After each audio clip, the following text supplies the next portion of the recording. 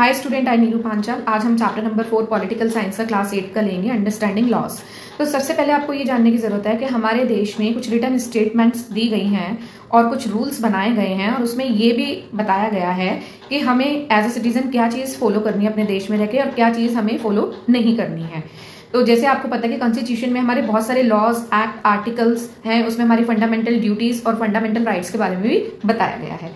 तो जो लॉज हैं वो हमारे रिटन फॉर्म में हैं, क्योंकि हमारे देश में कोई भी काम होता है पार्लियामेंट में वो रिटन फॉर्म में होता है। English as well as Hindi में सारी चीजें हमारे पास रिटन फॉर्म में होती है। तो सेट ऑफ रूल और रेगुलेशन है रिटन फॉर्म में हमारे पास, तो that is called the constitution. और आपको ये भी पता है कि लास्ट वीडियो में हमने डिस्कस करा था कि पार्लियामेंट के अंदर ही हमारे सारे लॉज बनते हैं। अगर उसमें कुछ अमेंडमेंट का मतलब होता है कुछ चेंजेस, अगर उसमें कुछ चेंजेस करना है तो वो भी हम कर सकते हैं। तो जो लॉज होते हैं हमारे देश के वो हर किसी पे लागू होता है, चाहे वो औरत है या वो आदमी है, चाहे वो ट्रांसजेंडर है, यानी मेल, फीमेल या ट्रांसजेंडर है, वो सभी के लिए बराबर है।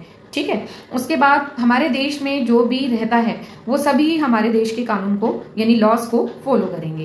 तो जैसे ब्रिटिशर्स के टाइम आपने देखा था कि अगर हम 1947 से पहले जाए तो कोई भी रूल रेगुलेशन वो बना लेते थे, उनका कोई प्लान नहीं होता था तो वो कुछ भी पनिशमेंट दे देते थे। बहुत बार इंडियंस के साथ अनफेयर भी हुआ है। अगर आप रिवॉल्ट 1857 उठा के देखें या फिर 1947 की जो ये फ्रीडम तक हम यहाँ पर आए हैं, यानी 1857 से लेकर 1947 तक आए हैं, तो हमारे साथ बहुत सारी चीजें गलत हुई है एज अ इंडियन। तो बात सिर्फ हमारी समझने की ये है कि जो लॉज है, जो नियम है, जो कानून रूल्स बनाए गए हैं वो देश के सिटीजन्स के लिए बनाए गए हैं, उसे हर कोई फॉलो करेगा, उसमें कोई दो राय नहीं। तो अगर हम इसमें कास्ट और कलर की बात करें तो इसमें कास्ट और कलर कुछ मैटर ही नहीं करता। चाहे आप किसी भी कास्ट के हैं, चाहे आप ओबीसी से हैं, बीसी से हैं, चाहे आप हायर कास्ट से यानी जनरल कास्ट से हैं, एसटी हैं, तो आपके लिए कानून हमेशा सेम रहेगा। आपकी पनिशमेंट भी आपके क्राइम के अकॉर्डिंग ही मिलेगी। तो लॉज के अंदर क्या होता है कि क्राइम के अकॉर्डिंग ही आपको पनिश किया जाता है। और इसका जितना भी अगर आपको प्रोसीजर जानना है तो देखो, लॉ बनने का प्रोसीजर तो हमने कहाँ पर जाना हमने पार्लियामेंट के अंदर। जिससे हमने देखा कि पार्लियामेंट के अंदर सारे रूल्स एंड रेगुलेशन बनते हैं। तो सबसे पहले आपको पॉइंट याद रखना है कि जो हमारे देश में जितने भी लॉज और कानून बने हैं वो सबके लिए इक्वल हैं। अगर कोई भी लॉ का वायलेशन करेगा, उसको तोड़ेगा, तो उसको पनिशमेंट सेम मिलेगी। ठीक है। उसके बाद कास्ट, क्रीड, कलर कोई भी हो या वो कोई भी सेक्स हो, मीन्स कि वो मेल हो, फीमेल हो, ट्रांसजेंडर हो, सबके लिए पनिशमेंट बराबर रहेगी। इवन जो अंडर 18 होते हैं उनके लिए भी पनिशमेंट का हमारे प्रोविजन दिया हुआ है हमारे कॉन्स्टिट्यूशन में, हमारे लॉज में। उसके बाद देखा है कि जैसे भारत का सबसे लॉन्गेस्ट कॉन्स्टिट्यूशन है, उसके अंदर बहुत सारे आर्टिकल्स से प्रोविजन भी दिए हुए हैं और हर तरह का लॉ हमने बनाया हुआ है। तो जैसे हमारे अगर लॉज के बारे में बात करते हैं तो क्रिमिनल लॉज अलग है और सिविलियन लॉज अलग है, यानी सिविल लॉ अलग है और क्रिमिनल लॉ अलग है। अब आगे जाके हमने ये देखा कि एंशिएंट पीरियड में जो मुखिया और जो सरदार होता था वो अपने अकॉर्डिंग ही पनिशमेंट देता था, कहीं ऐसे बुक्स में मेंशन नहीं था। तो वो उनके जो कानून थे वो बनते भी थे, बिगड़ते भी थे, उसमें चेंजेस होते थे। ठीक है। फिर एंशिएंट टाइम में आपने ये देखा था कि जो पुअर लोग होते थे यानी जो पॉवर्टी लाइन के अंदर आते थे उनको ज्यादा टॉर्चर किया जाता था comparison to the rich class. तो हमने एंशिएंट टाइम में ये चीजें भी बहुत देखी हैं। अब नेक्स्ट हम आ जाते हैं सीधा ब्रिटिशर्स के ऊपर।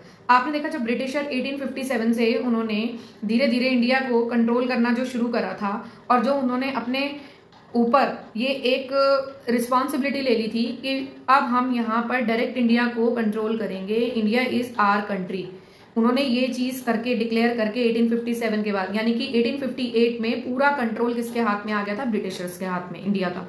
उन्होंने तरह तरीके से हमें हरास किया, रेवेन्यू बढ़ा दिए, वो मेंटली भी टॉर्चर करते थे, फिजिकली भी टॉर्चर करते थे। जो ए ग्रेड जॉब होती थी, व्हाइट कॉलर जॉब होती थी, वो सारी ब्रिटिशर्स को मिलती थी, और जो लोअर जॉब होती थी वो सारी इंडियंस के लिए रखी जाती थी। ठीक है।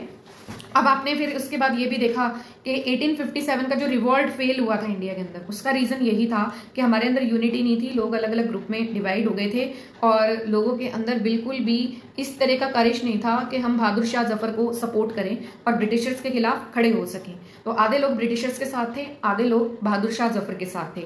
इसलिए इंडिया पूरा हाथ से निकल गया और ब्रिटिशर्स के हाथ में आ गया। और उस टाइम 58 में क्राउन किसका आ गया, ब्रिटिशर्स का इंडिया के ऊपर। बट आपने देखा कि यहीं से सीट डलने लग गए थे किसके लिए, नेशनलिज्म के लिए। तो वो आगे जाके जो उसका रिजल्ट है 1900 के बाद हमें बहुत ज्यादा दिखने लगा, सोशल रिफॉर्मर जुड़ते चले गए। जैसे गांधी जी का भी हम बहुत अच्छा एग्जाम्पल ले लेते हैं कि गांधी जी यहाँ पर जब इंडिया के अंदर आए तो उन्होंने बहुत ज्यादा डिस्क्रिमिनेशन देखा, क्योंकि ऑलरेडी वो फेस कर चुके थे अफ्रीका के अंदर। तो यहाँ पर उन्होंने नेशनलिज्म की जो फीलिंग थी उसको बहुत ब्रॉड लेवल पे लेके गए और लोग उनसे जुड़ते चले गए। Salt march, non cooperation movement, बहुत सारी मूवमेंट हुई, जिसमें से क्विट इंडिया मूवमेंट तो सबसे ज्यादा फेमस थी। अंग्रेजों भारत छोड़ो आंदोलन, जिसको हम हिंदी में बोलते हैं क्विट इंडिया मूवमेंट। और उसके बाद तो फिर हमें फ्रीडम ही मिल गई थी।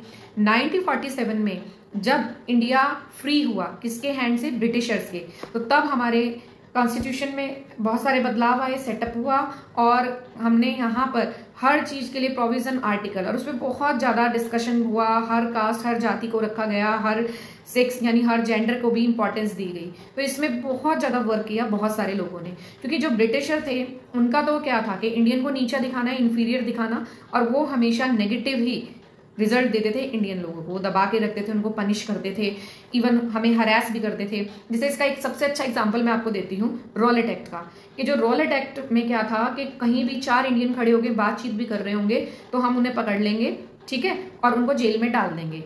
कोई कानून कार्रवाई नहीं होगी, सिर्फ शक के बिना पे ही हम उन्हें अरेस्ट कर लेंगे, ठीक है।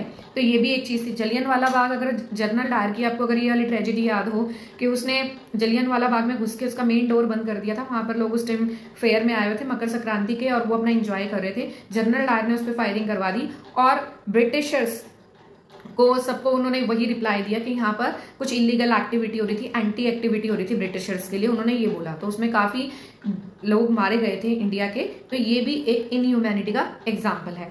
अगर सॉल्ट मार्च आपने सुना है तो वो भी एक इनह्यूमैनिटी का एग्जाम्पल था ब्रिटिशर्स की तरफ से, कि उन्होंने सॉल्ट पे भी टैक्स लगा दिया था। तो इसीलिए गांधी जी ने यहाँ पर क्या करा, सॉल्ट मार्च निकाला, किसकी अगेंस्ट, ब्रिटिशर्स के। तो यहाँ पर गांधी जी ने बहुत सारे आंदोलन, सत्याग्रह किए ब्रिटिशर्स के खिलाफ। That's clear. तो अब देखो आगे हम चलते हैं कि आज का जो हमारा 1947 के बाद का जो इंडिया है, इसमें हमने जितने भी कानून हैं या जितने भी लॉज, रूल, रेगुलेशन है, सब प्लानिंग के साथ रखे हुए हैं। और इसमें हम कोशिश यही करते हैं कि किसी के साथ डिस्क्रिमिनेशन नहीं होना चाहिए, किसी के साथ गलत नहीं होना चाहिए, और जो क्राइम करते हैं उनको पनिशमेंट 100% मिले। हमारे लिए ना कोई रिच है, ना कोई पुअर है, ना कोई मिडिल क्लास है, कानून के आगे सभी इक्वल हैं। यहाँ तक आई थिंक आपको लॉज के बारे में पता लग गया होगा इंडिया के। तो यहाँ पर मैं फिर से ब्रीफिंग देती हूँ। नंबर 1 के जो लॉज होते हैं, जो रूल रेगुलेशन होते हैं, वो हमारे देश के बारे में ही बनाए जाते हैं कि सिटीजन इसको कितना फॉलो करेंगे, क्या चीज फॉलो करेंगे, क्या चीज नहीं फॉलो करेंगे, क्या गलत है क्या सही, ये सारी चीजें लॉज ही बताते हैं हमें। उसके बाद हमने डिस्कस किया कि एंशिएंट टाइम के जो लॉज थे वो सरदार, मुखिया, जो भी लीडर होते थे वही बनाते थे। तो हर टाइम पीरियड में आपको अलग अलग फ्लक्चुएशन दिखती है लॉज के डिसीजन में। और फिर उसके बाद आपने देखा होगा कि पहले के जो फैसले होते थे वो कौन लेते थे, किंग ही लेते थे, वही एज अ जज का रोल प्ले करते थे। उसके बाद हम आ गए यहाँ पर ब्रिटिशर्स लॉ के बारे में अगर बात करें कि इंडिया में ब्रिटिशर्स का जब राजपाट स्टार्ट हुआ, जब उन्होंने 1858 में होल इंडिया को कंट्रोल कर लिया डायरेक्ट, तो उसके बाद तो कोई क्वेश्चन ही नहीं रहा, क्योंकि ब्रिटिशर राज ही चला है 1857 से लेकर 1947, यानी कि 1857 में उन्होंने जंग जीती, इंडियंस को हरा दिया, पूरा इंडिया उनके हाथ में आया, और 1947 में वो हमें वापस देके गए। तो आपने देखा कि इनका कोई रूल एंड रेगुलेशन नहीं था, ये अनप्लान्ड सारे इनके प्लान्स होते थे, और ये अपने लिए फेवर ज्यादा करते थे। तो यहाँ पर आपने इतना समझा। और आज अगर मैं मॉडर्न हिस्ट्री की बात करती हूँ, यानी अपने इंडिया की 1947 की बात करती हूँ, तो यहाँ पर हमने प्लानिंग कमीशन, अपने प्लान्स वगैरह, अपने लॉज में अमेंडमेंट किया। भारत का सबसे लॉन्गेस्ट कॉन्स्टिट्यूशन है होल दिस वर्ल्ड। और जहां भी हमें अपनी जनता के लिए यानी कॉमन मैन के लिए या हमारे वेलफेयर के लिए लगता है कोई लॉ इंट्रोड्यूस करना है, किसी को अमेंड करना है, किसी चीज को हटाना है, तो पार्लियामेंट में डिस्कशन के साथ ये सारी चीजें होती हैं। Thank you very much.